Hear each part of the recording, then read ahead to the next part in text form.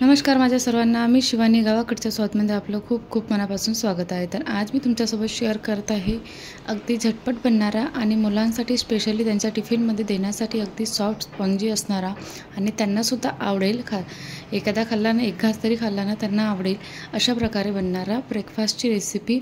चला तर सुरू करूया। त्यासाठी मी 1 कप मूग डाळ अगोदरच भिजायला ठेवली होती। भिजल्यानंतर तिला 2-3 पाण्याने स्वच्छ धुवून घ्यायचं आणि पाणी काढून घ्यायचं।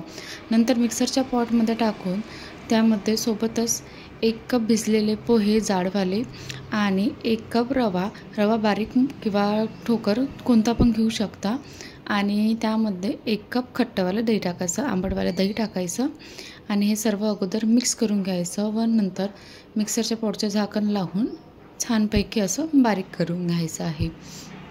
जसं आपल्याला ढोकळ्याचं वगैरे बॅटर असते ना, अगदी तशाच प्रकारे हे आपल्याला बॅटर तयार करून घ्यायचं आहे। बारीक करताना यामध्ये तुम्ही अगोदर पण हळद आणि मीठ टाकू शकता किंवा नंतरसुद्धा टाकलं तरी चालते। नंतर यामध्ये मी थोडासा तडका बनवून घेतलेला आहे। ऑप्शनल आहे हा टाकणं, अगर आवडत असेल तर आत्ता टाकायचं, नंतर मग शिजल्यानंतर टाकायचं।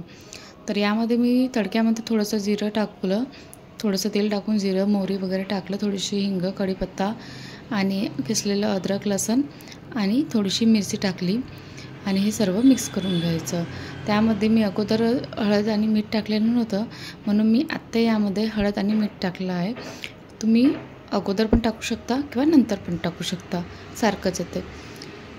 टाकल्यानंतर मिक्स करून घ्यायचं आणि याला 10 ते 15 मिनटं रेस्ट करायला ठेवून द्यायचं आहे। तोपर्यंत मी एका कढाईमध्ये पाणी गरम करायला ठेवलं आहे गॅसवर आणि सोबतच ज्याही भांड्यामध्ये तुम्हाला बनवायचं असेल ना त्या भांड्याला थोडंसं तेलाने ग्रीस करून घ्यायचं आहे। 10-15 मिनटानंतर बॅटर बरोबर सेट झालेलं आहे। तर यामध्ये आपल्याला 1 पॅकेट इनो शॅशोचं टाकायचं आहे। इनोच्या ऐवजी तुम्ही फ्रूट साल्टच्या ऐवजी तुम्ही बेकिंग सोडा आणि थोडंसं लेमन ज्यूससुद्धा टाकू शकता।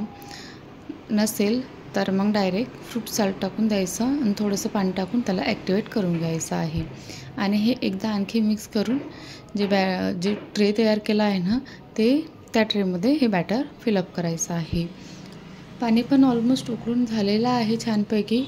तर यामध्ये मी स्टँड ठेवते आणि नंतर ताट ठेवलं त्यामध्ये व झाकून घ्यायचं आहे।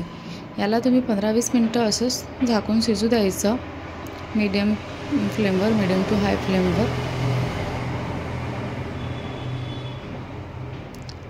आणि त्यानंतर बघू शकता पूर्ण वाफ अशी हाताला चटके लागणारी असते आणि मी दाखवते तुम्हाला शिजलं की नाही शिजलं। तर बघू शकता टूथपिक जी आहे ना ती बरोबर क्लिअरली निघली आहे, म्हणजे बरोबर शिजलेला आहे। तर याला बरोबर काढून घ्यायचा आणि थंड होऊ द्यायचा। थंड झाल्यानंतर कट करायचं।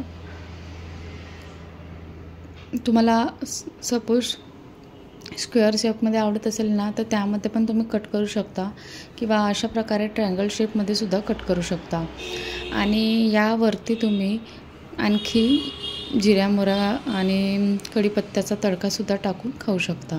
बट आपल्याला मुलांना द्यायचं आहे तर मुलांना कसं तसंही आवडत नाही जास्त असं कढीपत्ता वगैरे टाकलेलं, माझ्या मुलाला नाही आवडत म्हणून मी ते टाकलं नाही, अगोदरच टाकलं थोडंसं आणि वरून टाकलेलं त्याला आवडत नाही। तर यामध्ये मी थोडंसं गार्निश करण्यासाठी टोमॅटो सॉस जे असते ना त्याचे असं थोडंसं लावून घेतलेलं आहे, म्हणजे त्याला पण खायला आवडेल या हिशोबाने।